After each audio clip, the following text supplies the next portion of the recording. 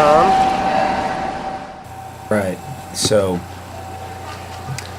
pretty good body position. Your head position is good. Your legs and hips are high in the water. Your turnover rate is a little on the high side. That's not bad. Everybody's different. It looks to me like you could extend a little more. Your extension is good, but you could like roll your body into it a bit more. Basically, like try to stretch out when you're reaching forward. I mean, you're moving through the water pretty well. We'll talk about the underwater when we get to that part. Reaching in a little bit with your left, where your left hand reaches right in front of your head. You want both hands to reach in front of the shoulder, the corresponding shoulder, so or even a little off the side. So stroke mechanic wise, that right arm is mostly a straight arm style of swimming, where the upper arm and forearm stay in one line. So that's not bad. It's just not as good as getting a vertical forearm, also known as a high elbow catch.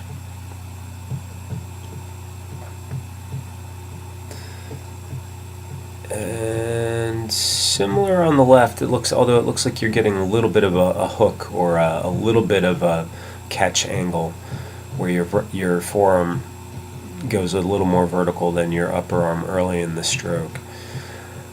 Both arms, you can see the amount of bubbles on your hands.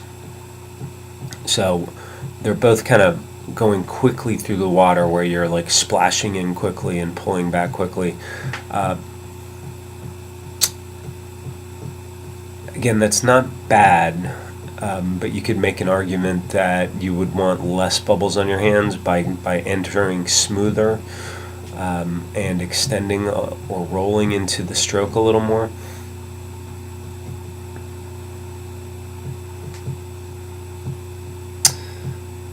I would be curious if you happen to get tired when you're doing like longer swims, like if you're doing a 1,000-yard swim, would you eventually need to slow down your turnover rate? The kick is also, pretty active, so you might get tired from that. The line of your stroke, the path that you're pulling back, is fine. No problem there at all. You're pulling directly back. That's what you want to do. Just a little bit crossing in with the left hand. So looking at the right, pretty good reach. I can't fault you for that. So, and you're turning into it somewhat too. So it may just be a matter of actually allowing yourself to glide a little bit, which could be helpful on an energy management standpoint. With the straight arm, you see how the upper arm and forearm are pretty much one line there, and then here the elbow has come back slightly ahead of the hand. So you're mostly a straight arm with just the tiniest bit of the elbow leading the stroke back. What you want to see is the forearm take that vertical angle as quickly as possible, while the upper arm is still forward or direct towards the other wall. The drills that we went over in the clinic are the most helpful for that, as well as just thinking about it in your practice. Similar sort of reaching and then going right into the pull on this left.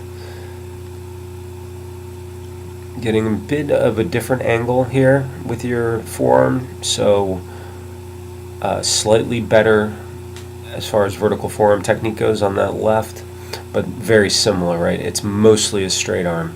So both those arms you want to work on, a lot of one-arm drill, dog paddle drill, fist with paddle drill. You're doing a good job of finishing with both arms. So you have a lot of good points, just a couple things to work on. I hope all that helps.